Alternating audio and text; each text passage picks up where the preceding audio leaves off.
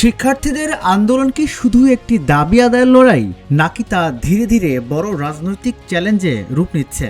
ভারতে চলমান বিক্ষোভকে ঘিরে উঠছে নানা প্রশ্ন। তবে একটি বিষয় স্পষ্ট, কোনো আন্দোলন সরকারের পতন ঘটাতে পারে কিনা তা সময়, রাজনৈতিক পরিস্থিতি এবং জনগণের প্রতিক্রিয়ার উপর নির্ভর করে।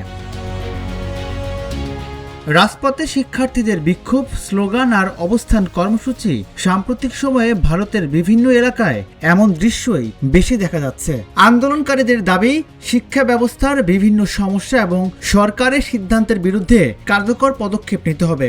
দাবি পূরণ না হওয়া পর্যন্ত আন্দোলন চালিয়ে যাওয়ার কথাও জানাচ্ছেন তারা। শুধু শিক্ষার্থীরাই নয়, এই আন্দোলনের প্রতি সমর্থন জানাতে শুরু করেছেন চলচ্চিত্র, নাটক ও সঙ্গীত জগতের পরিচিত মুখরাও। কেউ সামাজিক যোগাযোগ মাধ্যমে বিবৃতি দিচ্ছেন, আবার কেউ সরাসরি আন্দোলনস্থলে গিয়ে শিক্ষার্থীদের সঙ্গে সংহতি প্রকাশ করেছেন। এতে আন্দোলনে নতুন মাত্রা যোগ হয়েছে। রাজনৈতিক বিশ্লেষকদের মতে, শিক্ষার্থীদের আন্দোলন যে কোনো গণতান্ত্রিক দেশের জন্য গুরুত্বপূর্ণ বার্তা বহন করে। ইতিহাস বলছে, অনেক সময় ছাত্র আন্দোলন বড় সামাজিক ও রাজনৈতিক পরিবর্তনের সূচনা করেছে।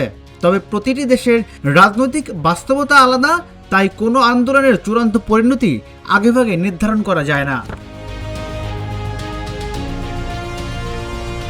এদিকে আন্দোলনকে ঘিরে রাজনৈতিক অঙ্গনেও শুরু হয়েছে আলোচনা। বিরোধী দলগুলো আন্দোলনের বিভিন্ন ইস্যু নিয়ে সরকারের সমালোচনা করছে।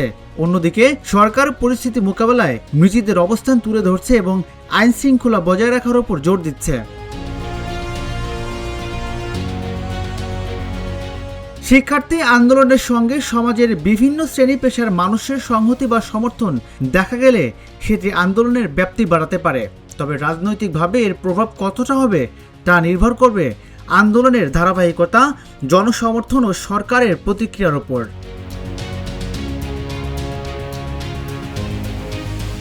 শিক্ষার্থীদের আন্দোলন নিঃসন্দেহে সরকারকে নতুন এক চ্যালেঞ্জের মুখে দাঁড় করিয়েছে।